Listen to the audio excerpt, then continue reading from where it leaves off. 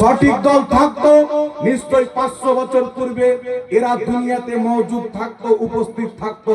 700 বছর পূর্বে পাওয়া যেত, 1000 বছর পূর্বে পাওয়া যেত।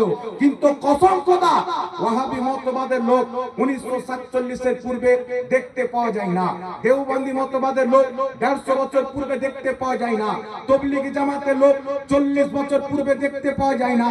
তবে আল্লাহর কসম, সুন্নি জামাতের লোক যদি দেখতে যান, আজ থেকে 500 বছর পূর্বে পৃথিবীর মাটিতে যারা মুসলমান ছিল সবাই সুন্নি জামাতের ছিল। 1000 বছর পূর্বে যারা মুসলমান ছিল সুন্নি জামাতের ছিল। এই জন্য আজমিরে খাজা মঈনুদ্দিন চিশতির মাজারের উপরে যারা গুম্বাদ বানিয়েছে তারা সুন্নি ছিল। নবীর রওজার উপরে গুম্বাদে খাজরা বানিয়েছে তারাও সুন্নি ছিল, মুসলমান। রাসূলুল্লাহ সাল্লাল্লাহু আলাইহি ওয়াসাল্লামের রওজা মুবারকের উপরে যে সবুজ গুম্বাদ দেখছেন, এটা কারা বানিয়েছে? সুন্নি জামাতের আলিমরা বানিয়েছে, হুকুমত বানিয়েছে। জোরে বলেন সুবহানাল্লাহ। এই জন্য পৃথিবীর মুসলমান বর্তমান আরব যে আপনারা দেখছেন, কিছু লোকের ধারণা আরবে এটা হয় না, আরবে এটা হয় না। আজ আরবে কি হয়েছে? ওয়াহাবি মতবাদের লোক এসে ওই আরবের মাটিতে সিনেমা হল তৈরি করেছে। আরবের মাটিতে আমেরিকার হিরোইনকে ডেকে চাড্ডি পরিয়ে ডান্স করাচ্ছে। সৌদি আরবের মাটিতে প্রকাশ্যে দারু বিক্রি করা হচ্ছে। সৌদি আরবের মাটিতে সিনেমা হল খোলা হয়েছে। সৌদি আরবের মাটিতে আপনার জেনাখানার আড্ডা তৈরি করা হয়েছে। আরবের মাটি আবু ধাবিতে আপনার মন্দির তৈরি করা হয়েছে।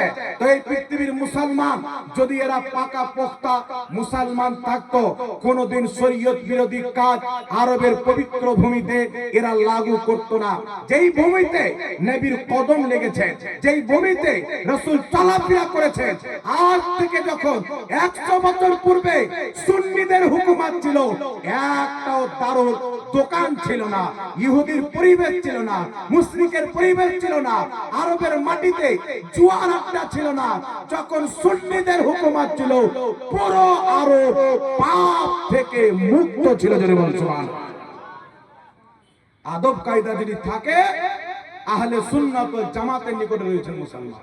এই জন্য আপনাকে বলতে চাই, আজ এই ইহুদি খ্রিস্টানদের দল আপনাকে এসে বলবে আরবে হয় 10 রাকাত তারাবি, আরবে মিলাদুন নবী হয় না, আরবে কিয়াম হয় না। আমি আপনাকে বলতে চাই, আজ থেকে 600-700 বছর পূর্বের মুহাদ্দিস মক্কাতে জিনার বাড়ি ইমাম ইবনে হাজার মক্কি রাহমাতুল্লাহ আলাইহি, কত বছর পূর্বে? কমবে 600-700 বছর পূর্বের হবে। মক্কা শরীফের জিনার বাড়ি, লক্ষ লক্ষ হাদিসের হাফিজ, তিনি নিজের কিতাব ফাতাওয়া হাদিসিয়ার মধ্যে লিখতেছেন 500-600 বছর পূর্বে কি লিখছেন? আরবের মাটিতে যখন নবীর মিলাদের চাঁদ বের হয়, রবিউল আউয়ালে চাঁদ বের হয়, পুরো 12ই রবিউল আউয়াল আরবের মানুষ ঈদ হিসাবে পালন করে। জোরে বলেন না সুবহানাল্লাহ। আজ থেকে 100 বছর পূর্বে খেলাফতে উসমানিয়া যখন ছিল, যতগুলো জুলুস নবীর জন্মদিনে মক্কা মদিনাতে বের হতো, পৃথিবীর কোথাও বের হতো না। আজ আপনাদের মহিষবাতানি এলাকায়, আজ বাংলার মাটিতে হোক, পৃথিবীর মাটিতে হোক, আমাদের মতন মৌলবীর নেতৃত্বে জুলুসে মুহাম্মাদি বের হয়। কিন্তু যখন খেলাফতে উসমানিয়া আজ থেকে 100 বছর পূর্বে, 200 বছর পূর্বে, 500 বছর পূর্বে, 700 বছর পূর্বে, 800 বছর পূর্বে, 900 বছর পূর্বে, 950 বছর পূর্বে আরবের মাটির তারিখকে যখন পড়ি, বড় বড় মুহাদ্দিস জুলুসে মুহাম্মাদির আগে আগে যেত, সাধারণ মুসলমান তাদের পিছে পিছে যেত।